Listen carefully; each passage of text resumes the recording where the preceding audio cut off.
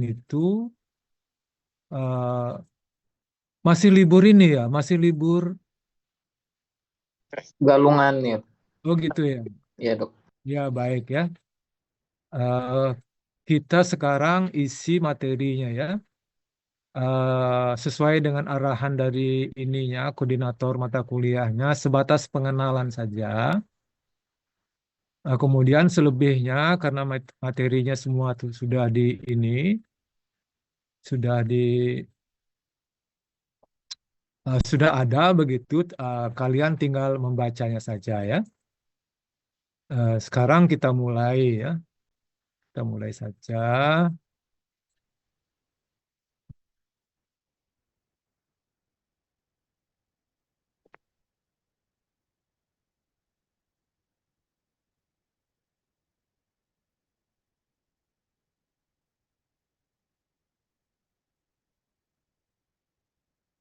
Tulang dan persendian ya, tulang dan persendian. Jadi kalau kalian tertarik silahkan dibaca begitu ya.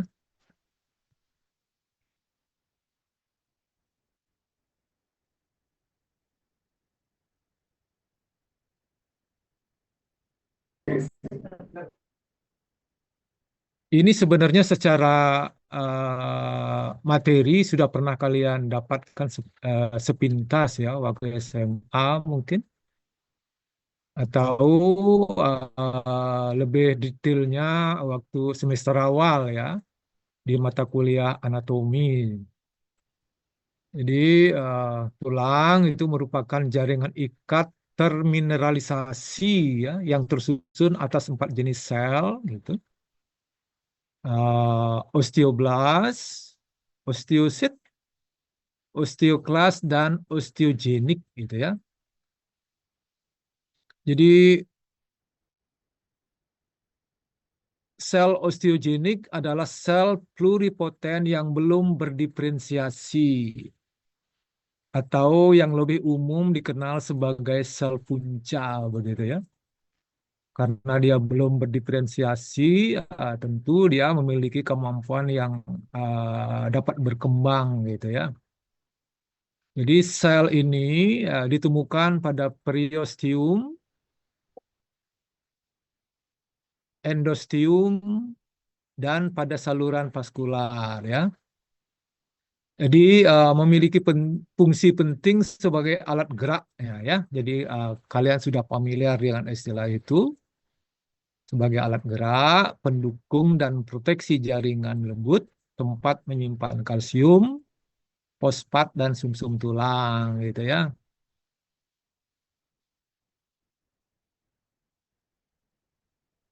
Jadi selain sel pada tulang, juga ditemukan matrik ya. Matrik tulang mengandung unsur organik berupa serat kolagen dan unsur anorganik begitu ya. Jadi kalau saudara uh, ini ketahui bahwa tulang itu selain dia kuat, tentu keras juga ya. Itu terkait dengan strukturnya ya, terkait dengan strukturnya yang membuat dia kuat itu, Baratan. Jalan Danau Baratan lah. yang membuat dia kuat itu adalah serat-serat kolagennya ya. Kalau kerasnya itu bagian dari unsur anorganiknya ya. Kemudian kalau garam organiknya itu, anorganiknya itu dapat berupa kalsium dan fosfat gitu ya. Jadi unsur inilah yang membuat tulang itu keras begitu ya, keras. Jadi kombinasi antara kalsium, fosfat dan kolagen membuat tulang itu selain keras juga kuat gitu gininya ya. Jadi kuat dan keras gitu ya.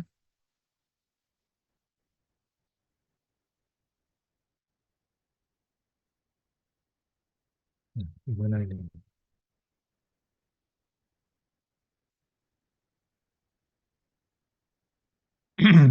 Wait,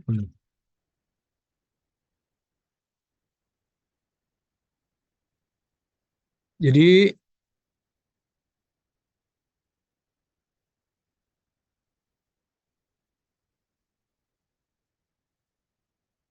kebanyakan tulang gitu ya memiliki lapisan ya. Jadi ini agak ini dia. Jadi kebanyakan tulang itu memiliki lapisan gitu ya yang terdiri dari unsur-unsur uh, lunak dan padat begitu ya. Jadi kalau dia ini bagian kerasnya itu disebut sebagai cortical bone ya, cortical bone gini ya.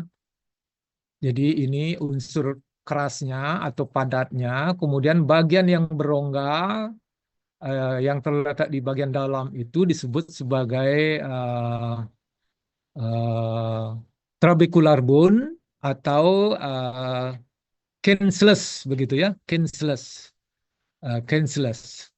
Jadi di dalamnya itu berupa trabekula tipis yang berhubungan satu dengan yang lain begitu ya. Seperti yang kalian lihat ini gitu ya. Bagian yang keras itu tulang yang paling luar itu adalah tulang padatnya. Kemudian yang di dalam itu disebut sebagai trabecular bone atau cancellous bone. Jadi dia berupa trabekula tipis yang berhubungan satu dengan yang lain begitu ya. Jadi rongga di antara trabekula tipis itu diisi oleh sumsum tulang hemopoiesis begitu ya, hemopoiesis. Artikular cartilago lapisan yang ditemukan pada ujung tulang itu adalah lapisan tulang rawan begitu ya, lapisan tulang rawan. Jadi kenapa pada orang yang usia lanjut begitu ya sering bermasalah dengan sendinya ya, sendinya ya. Sering bermasalah dengan persendiannya begitu. Tidak lain karena cairan yang biasanya ditemukan di antara ini ya, yang mengisi ruang-ruang di antara persendian itu semakin menipis karena pembuluh darah yang mensekresikannya itu sudah semakin tebal oleh lapisan lemak begitu ya. Sehingga cairan yang harusnya keluar itu terhambat keluar. Kemudian yang kedua, eh, permukaan tulang rawan yang seharusnya halus itu karena pengaruh usia begitu ya, dia mudah rapuh, kemudian permukaannya menjadi kasar begitu. Jadi kondisi itulah yang menyebabkan menimbulkan reaksi radang begitu ya, reaksi radang yang lebih umum disebut sebagai artritis begitu ya. Jadi ini salah satu penyebabnya ya, ini salah satu penyebabnya. Kalau dia pada usia muda, tentu sekresinya tidak bermasalah atau cairan lubrikannya tidak bermasalah. Juga permukaannya terjaga tetap halus begitu ya. Tapi sesuai dengan ini perjalanan usia begitu, sekresi lubrikan, cairan lubrikannya berkurang, kemudian permukaannya menjadi kasar, tentu kondisi ini dapat menimbulkan proses atau reaksi radang ya, yang disebut sebagai radang sendi atau artritis seperti itu. Jadi saat aktif begitu ya, saat aktif begitu, sel tulang itu berbentuk kuboid begitu ya. Saat aktif dia berbentuk kuboid. Pada lokasi terjadi pembentukan tulang baru ya. Kemudian dia berkomunikasi dengan sel lainnya melalui mekanisme adheren begitu ya. Berkomunikasi dengan sel lainnya melalui mekanisme adheren, mikrofilamen dan enzimatis. Jadi fungsi utama mensintesis struktur utama matriks ekstraseluler gitu ya. Jadi inilah ini gambaran-gambaran Yang paling kiri ini adalah sel osteogenik begitu ya, atau merupakan sel pembentuk osteoblast begitu ya. Jadi sel pembentuk osteoblast itu disebut sebagai sel-sel osteogenik, sel-sel pluripoten, sel yang sel punca ya, sel punca yang belum berdiferensiasi seperti itu ya. Kemudian di dalam perkembangannya dia mampu berubah menjadi sel osteoblast begitu ya. Osteoblast kemudian akhirnya menjadi osteosit gitu ya. Jadi kemudian kumpulan beberapa kumpulan beberapa osteoblast itu gitu ya, membentuk sel besar disebut sebagai osteoklas gitu ya, osteoklas. Nah, osteoklas gitu ya. Jadi kalau osteoklas ini kalau disamakan dengan makrofag pada jaringan seperti itu ya, makrofag pada jaringan.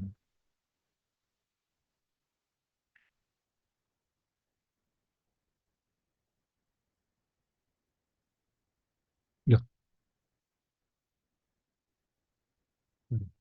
Nah,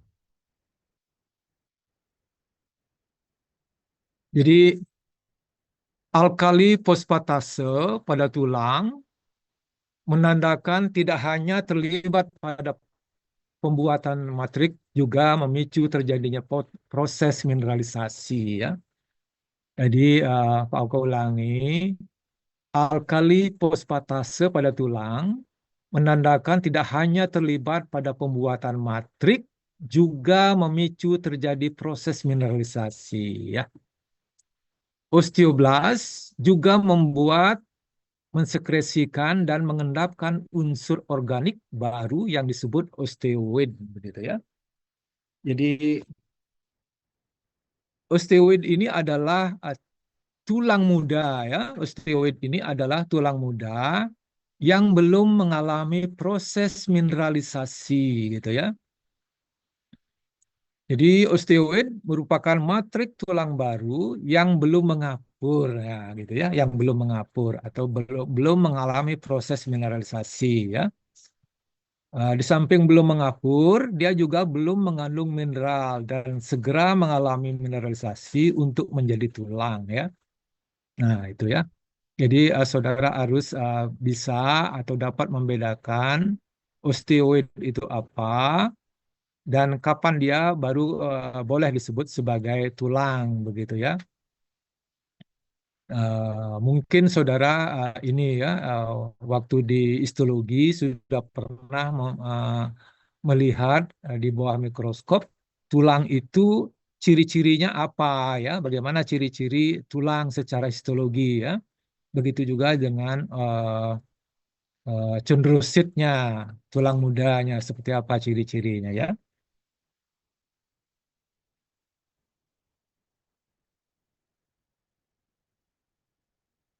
Jadi molekul yang disekresikan oleh osteoblast ya, osteosit dan osteoklas saling mempengaruhi secara parakrin begitu ya.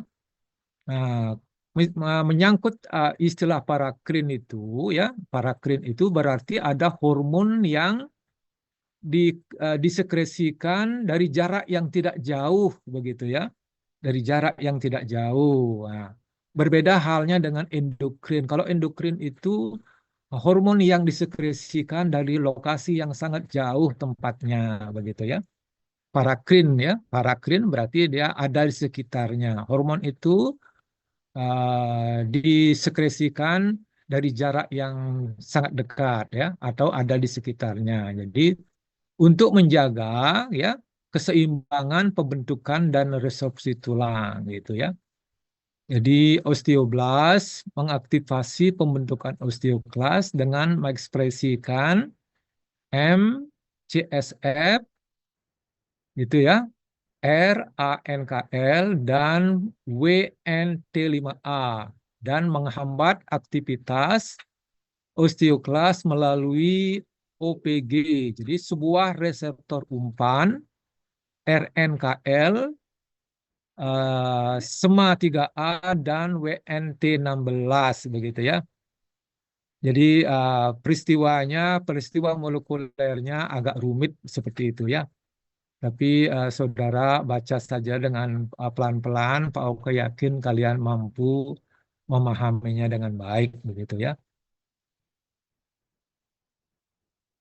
Nah, ini terlalu molekuler ya. Nah, terlalu molekuler ini. Kita lanjutkan saja. Jadi beberapa istilahnya juga yang di sini itu sudah Pak Oke ini kan ya, sudah Pak Oke deskripsikan. Kalau kalian tertarik silakan ini ya membacanya.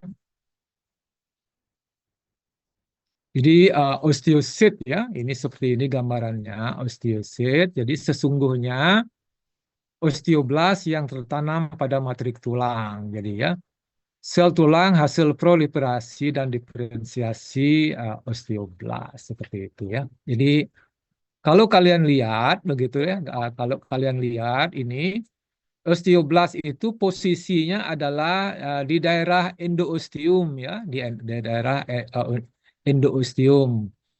Jadi ketika dia membentuk kumpulan begitu ya, beberapa osteoblas begitu yang belum mengalami proses pengapuran dan mineralisasi gitu ya.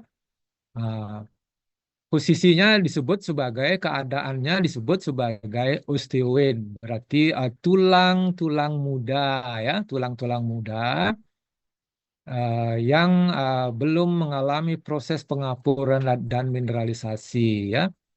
Tapi ketika dia sudah komplit begitu, sudah komplit peristiwanya, sudah mengalami pengapuran, sudah mengalami mineralisasi, jadi posisinya berubah seperti ini ya. Dari osteoblas dia berubah menjadi osteosit ya, osteosit. Jadi cirinya itu selnya itu ada di dalam wadah yang disebut lakuna ya, ada di dalam sel yang disebut dengan lakuna. Ini menunjukkan dia sudah dewasa, sudah mature gitu ya, sudah dewasa. Kalau yang seperti ini sedang mengalami proses begitu ya, disebut sebagai osteoblas ya. Nah, lain halnya dengan osteoklas ya. Kalau kalian lihat di sini kumpulan beberapa makrofag begitu ya, membentuk sel besar ya. Pada tulang itu istilahnya adalah osteoklas ya. Kalau di jaringan kalau pada jaringan dia disamakan sebagai giant cell gitu ya, giant cell. Tapi kalau di tulang ya dia disebut sebagai osteoklas ya. Satu makrofa ya, satu makrofa, satu makrofa. Jadi dia membentuk sel besar. Ini juga seperti itu ya, satu makrofa, satu makrofa, satu makrofa membentuk sel besar yang disebut sebagai osteoklas.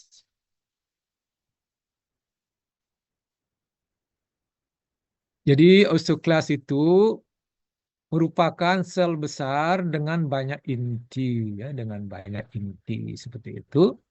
Dapat ditemukan pada permukaan tulang yang sedang mengalami resorpsi, remodeling dan perbaikan tulang begitu ya. Jadi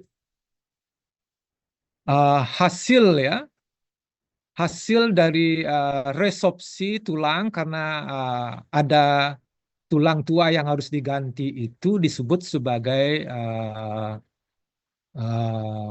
Hosip lacuna ya. Jadi lekuk tulang itu ya, lekuk tulang begitu. Hasil resorpsi enzimatis osteoklas disebut dengan lacuna Hosip lacuna ya.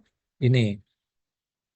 Jadi proses pergantian itu terjadi karena adanya proses enzimatis begitu dari osteoklas ya melalui brush bordernya ini ya.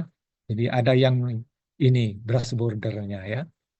Kalau dia aktif melakukan proses resorpsi, ini kelihatan brush bordernya ini menonjol ya, menonjol. Berarti dia sedang aktif melakukan proses resorpsi mengganti tulang tua dengan tulang muda ya.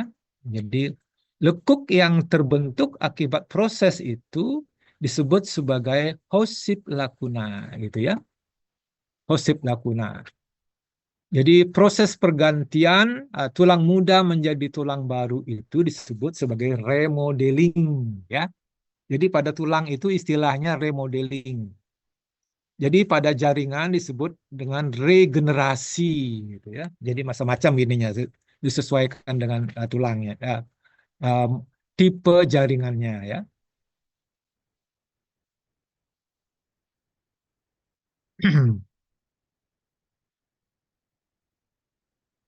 Jadi resorpsi tulang oleh osteoklas melalui dua cara ya. Hmm. Jadi melalui dua cara begitu ya, sekresi ion hidrogen brush border gitu ya. Jadi sekresi ion hidrogen brush border, jadi ini ya, ini jadi menonjol dia, brush bordernya menonjol ya, brush bordernya menonjol karena ada materi yang disekresikan ya, materi enzimatis yang disekresikan begitu ya.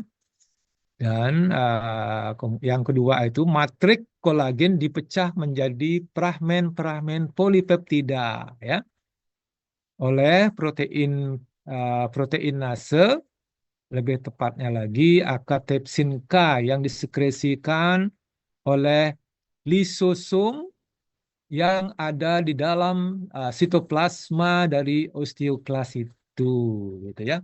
Ini penting ya. Ini penting saudara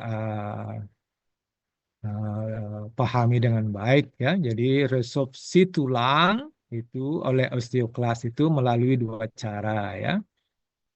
Nah, yang pertama itu sekresi ion hidrogen brush border ya. Jadi sekresi ion hidrogen brush border. Kemudian yang kedua itu dia melumatkan tulang-tulang yang sudah tua itu dengan enzim katepsin ya, yang disekresikan dari sitoplasma gitu ya, dari sitoplasma, dari lisosom ya, lisosom yang ada di dalam sitoplasma.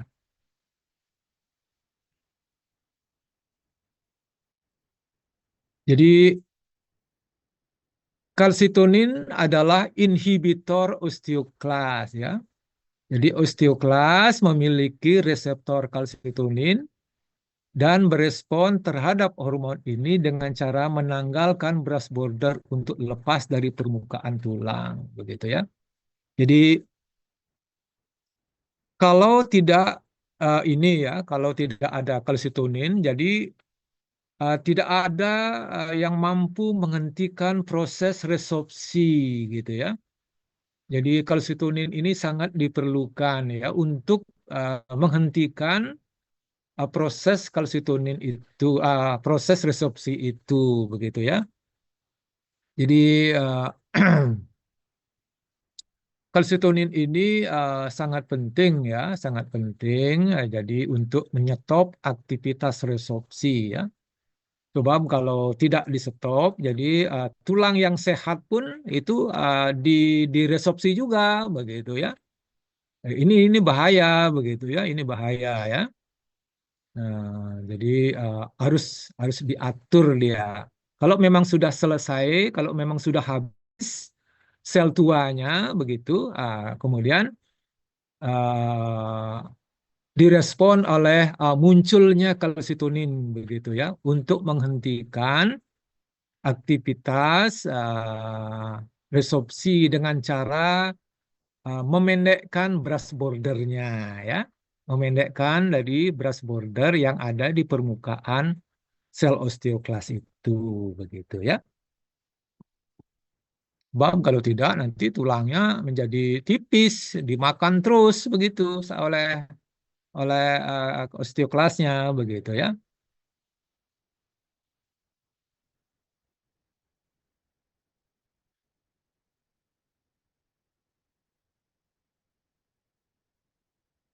Nah, sekarang paratiroid hormon begitu ya atau PTH begitu merupakan stimulator sistemik untuk proses resorpsi begitu ya. Jadi ini ya. Jadi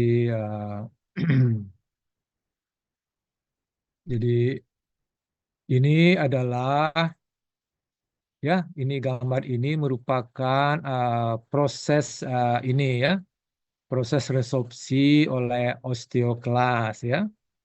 Jadi disebut sebagai Hosip lacuna ya. Jadi karena hanya ditemukan satu fokus saja, begitu ya, hanya satu fokus saja, maka istilahnya adalah focal osteoplastic resorption gitu ya. Focal, jadi bersifat vokal ya, bersifat vokal ya. Kalau misalnya hal yang begini itu ditemukan lagi di tempat lain, begitu, itu disebut sebagai multifocal osteoclastic resorption ya. Tapi karena hanya satu fokus, begitu, jadi dia vokal, nah, disebut sebagai focal osteoclastic resorption.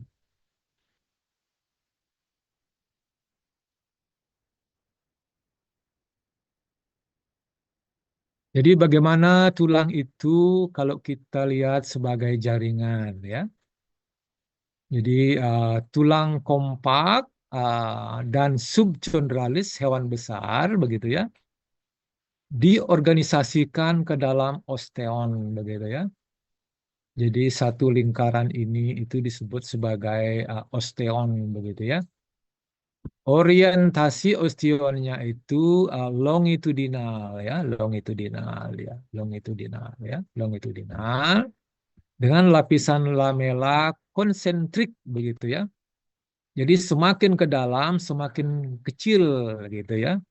Kemudian di tengah-tengahnya terdapat pembuluh darah dan saraf ya, di sininya itu mengalir pembuluh darah dan saraf begitu ya.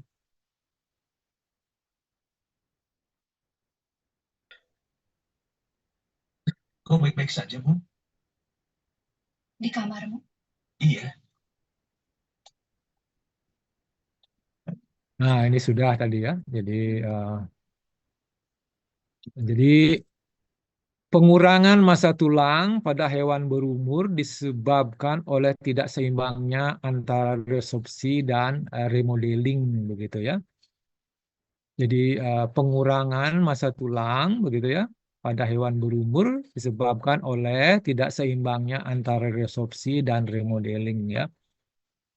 Jadi bukan bukan pada hewan, pada kita juga ya. Pada manusia juga. Kita sebenarnya hewan juga, tapi nggak mau disebut hewan gitu ya. Pada hewan dan manusia ya. Jadi uh, massa tulang sudah menipis begitu, sehingga ketika terantuk sedikit saja oleh benda keras begitu ya, tulangnya mudah patah begitu ya. Kondisi itu disebut sebagai fraktur patologis gitu ya, fraktur patologis gitu ya. Ini mungkin saudara sudah ini ya banyak tahu juga ya terkait dengan kenapa pada orang-orang tua yang sudah berumur itu gitu ya ketika jatuh itu sangat ini ya sangat rentan terhadap fraktur patologis ya karena memang tidak terjadi keseimbangan antara proses resorpsi dan remodeling begitu ya. Banyak tulang mati, hanya saja tidak banyak yang diganti oleh tulang baru, terbentuk tulang baru itu ya. Eh, Pembentukan tulang ya, pembentukan tulang, bagaimana tulang itu dibentuk atau prosesnya disebut sebagai osifikasi ya. Jadi suatu istilah untuk menggambarkan proses pembentukan tulang dengan cara menyisipkan kalsium ya ke dalam tulang rawan hialin begitu ya. Osifikasi dimulai dari periode embrio sampai anak-anak begitu ya. Jadi dibedakan menjadi dua macam tulang begitu ya. Intramembranus dan endochondralis begitu ya. Intramembranus dan endochondralis. Jadi kalau pada tulang intramembranus begitu ya, osifikasi dimulai dari sel mesenkim ya. Jadi osifikasi dimulai dari sel mesenkim, berdiferensiasi menjadi osteoblas dan langsung menjadi tulang begitu ya.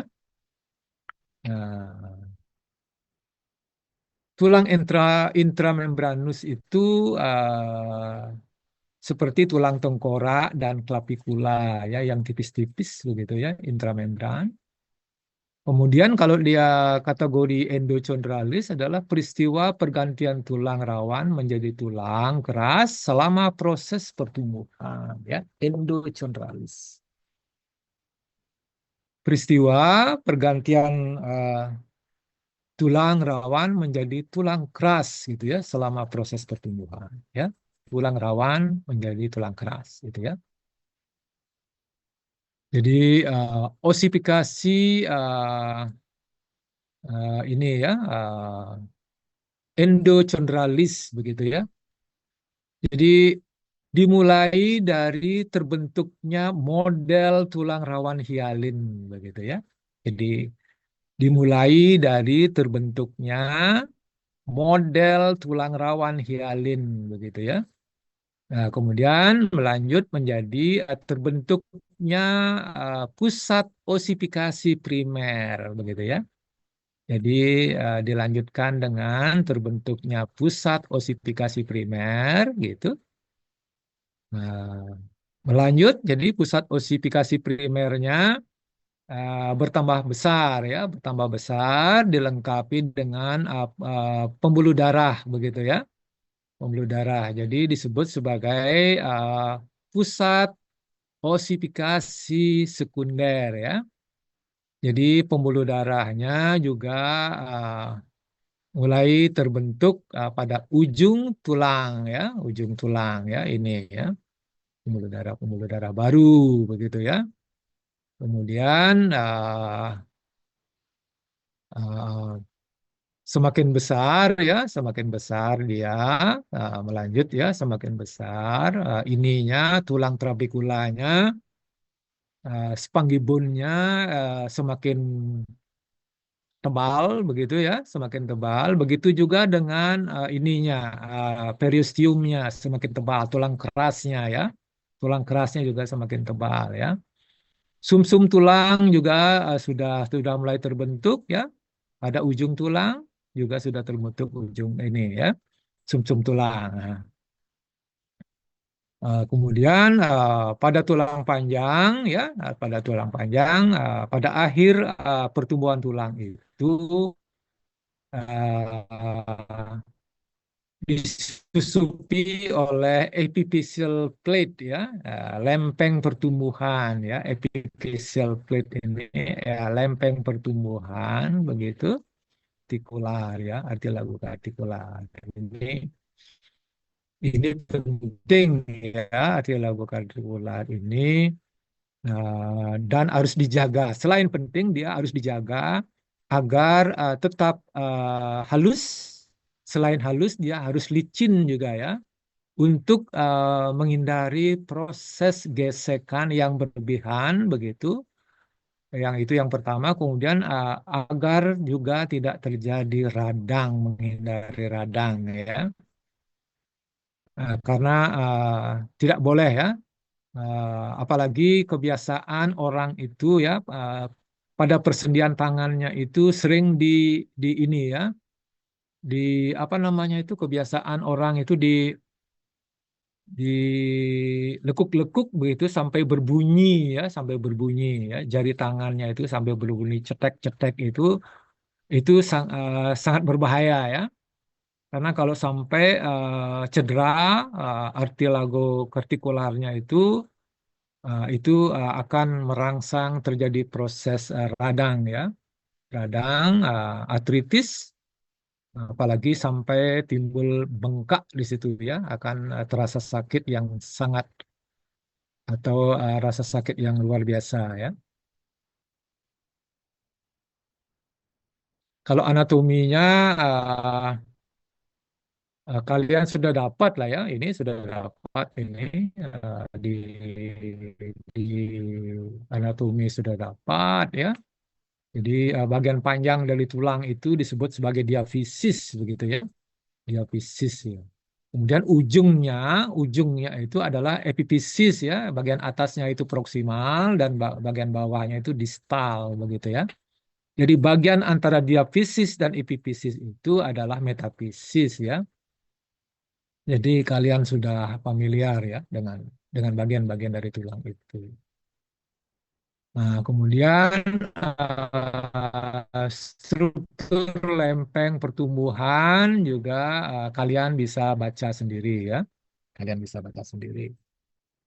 Yang terbagi ke dalam 4 zona ya. Zona 1, zona 2, zona 3, dan zona 4 ya.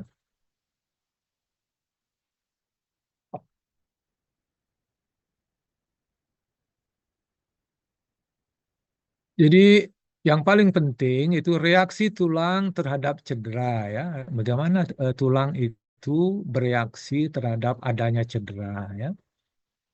Jadi tulang seperti juga jaringan lainnya gitu. Bila mengalami cedera akan berespon ya, disertai mekanisme reparasi ya. Itu normatif ya. Semua jaringan seperti itu. Jadi jaringan tulang juga dapat mengalami atrofi, ya, hipertrofi, metaplasia, degenerasi, nekrosis, dan neoplasma. Ya. Neoplasma. Jadi kesembuhan fraktur ya, kesembuhan fraktur diawali oleh terjadinya perdarahan dan hematom ya. Jadi bila terjadi fraktur ya, fraktur pada ekstremitas, kaki, tangan, begitu, diawali oleh terjadinya perdarahan dan hematoma ya. Kemudian terbentuk kalus kartilago, kalus tulang, dan kalau komplit itu dianggap sebagai ini proses remodeling begitu ya, proses remodeling. Nah ini ya, jadi yang pada pertemuan antara tulang fraktur itu ya, pada pertemuannya itu harus terbentuk hematom begitu ya, hematom begitu. Nah, kemudian di sela-sela hematom itu akan terbentuk yang disebut dengan kalus internal ya, kalus ya, calon-calon tulang begitu ya, atau disebut sebagai fibrocartilaginous gitu ya, fibrocartilaginous begitu ya. Kemudian disertai dengan pertumbuhan pembuluh-pembuluh darah baru begitu ya, pembuluh-pembuluh darah baru ya. Jadi di samping dia internal kalus ya, di samping internal kalus juga ada yang kalau dia tumbuhnya di luar periosteum begitu ya, atau bukan di luar periosteum gitu, tapi mengarah ke keluar begitu, itu disebut sebagai eksternal kalus begitu ya, eksternal kalus. Kalau dia kalusnya ada di antara fraktur, itu disebut dengan internal gitu ya, internal kalus begitu ya. Jadi tahapan yang ketiga itu kalau Kemudian sudah terbentuk ini ya, sudah terbentuk eh, tulang ini ya, tulang-tulang yang berongga gitu ya, bony callus of spongy bone begitu ya. Jadi tulang sudah mulai terbentuk, tulang-tulang berongga begitu, tulang-tulang berongga, kemudian dilanjutkan menjadi padat dia begitu ya. Kalau prosesnya sudah ini sudah memadat itu dianggap sudah remodeling sempurna begitu ya. Remodeling sempurna gitu gini ya.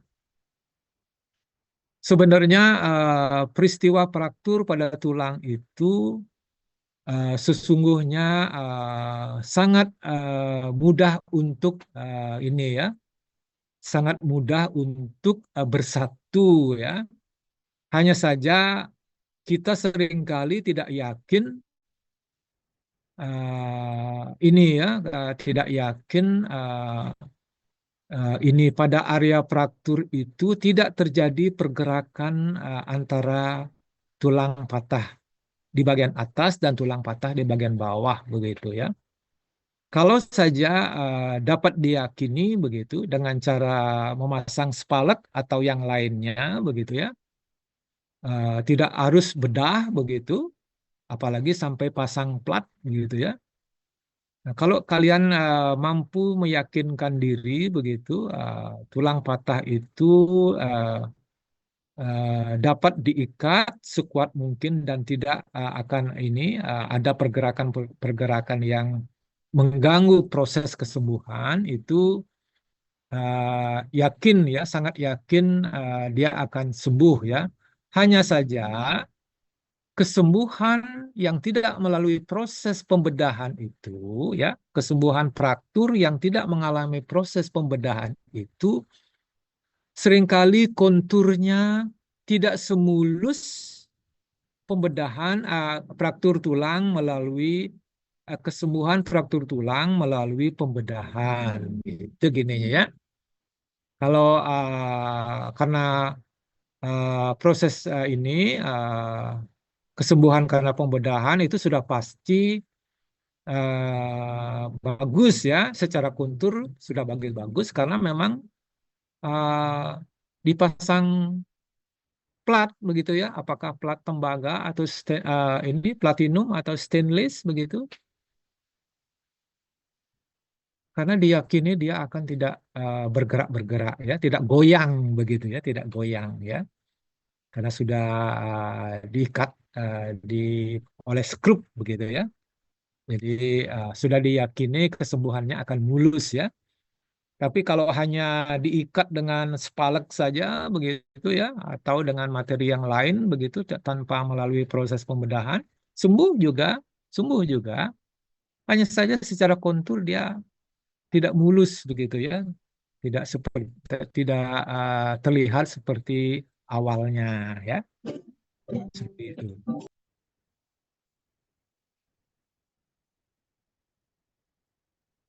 Nah, artritis ya, radang pada sendi ya, radang pada sendi ini karena proses infeksi bukan karena proses menua ya. Kalau kalian lihat ini ya, kalian lihat ini terjadi pembengkakan pada sendi ya. Jadi pembengkakan pada sendi babi muda ini setelah kita periksa gitu ya, agen penyebabnya ternyata penyebabnya itu adalah Streptococcus ya, Streptococcus Swiss begitu gininya ya. Jadi ini salah satu ini klinis artritis akibat infeksi oleh Streptococcus suis ya. Kemudian kita lihat ini kita jadikan preparat histopatologi begitu. Kita jadikan preparat histopatologi dengan pewarnaan hematoksilin dan eosin. Nah, kemudian dengan pembesaran 400 begitu ya, 400 ternyata banyak ditemukan sel-sel neutrofil gitu ya.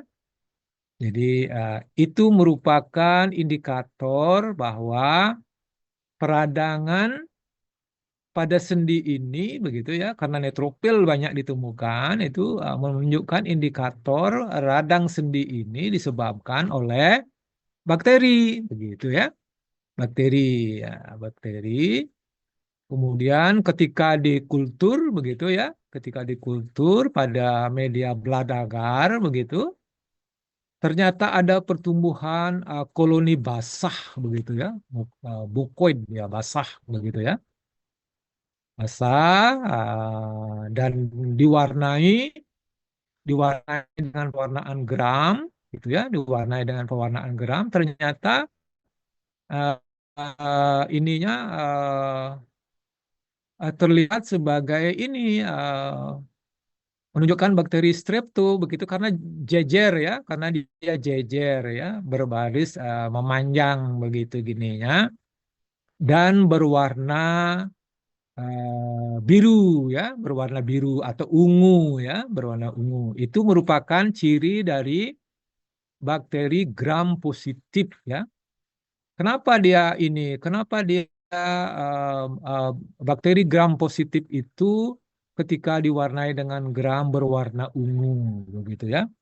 Karena gram positif, bakteri gram positif itu uh, pada dindingnya ditemukan peptidoglikan yang sangat tebal gitu gininya ya. Sehingga dia menahan warna gentian violet begitu ya. Gentian violet itu kan biru ya. Jadi kepada pada pewarnaan geram itu kalian hanya menggunakan dua zat warna saja. Yang pertama itu saponin ya, yang gentian violet begitu ya. Bakteri-bakteri yang pada dindingnya tebal peptidoglikannya, umumnya seperti bakteri gram positif itu akan menahan warna gentian violetnya sehingga dia akan ketika diwarnai dengan gram dia akan berwarna ungu ya. Kalau gram negatif, merah begitu sapranin karena peptidoglikannya tipis begitu ya. Jadi dia akan mengambil warna merah sapranin itu gram negatif ya.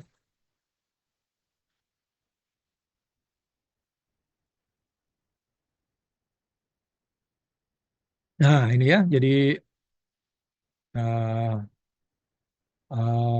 apa namanya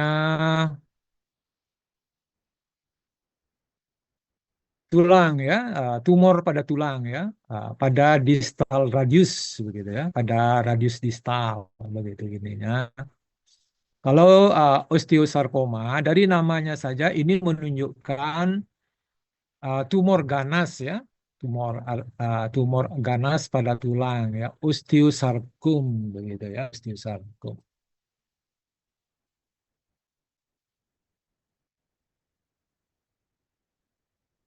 Nah, kemudian kalian juga mampu membedakan kapan kita uh, boleh mengatakan itu adalah osteitis dan kapan kita boleh mengatakan itu adalah osteomyelitis begitu ya.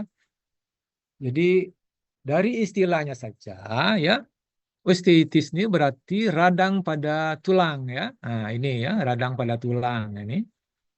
Pada area periosteumnya itu banyak ditemukan sel-sel radang begitu ya. Banyak ditemukan sel-sel radang. Kemudian pada osteomyelitis peradangan tidak hanya mengenai tulang, juga mengenai ininya, sumsumnya ya, mengenai sumsumnya. Jadi ketika radang itu ditemukan pada tulang dan sumsum, maka istilah yang tepat adalah osteomyelitis. Osteomyelitis ya.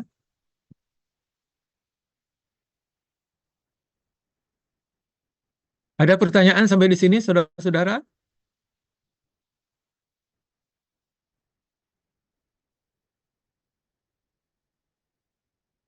Halo?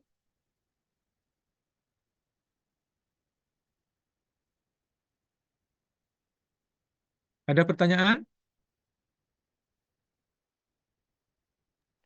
Sejauh ini belum ada, Dok. Baik ya, karena sudah hampir 1 jam kurang 5 menit. Kalau yang lainnya ini materinya kalian bisa baca sendiri ya.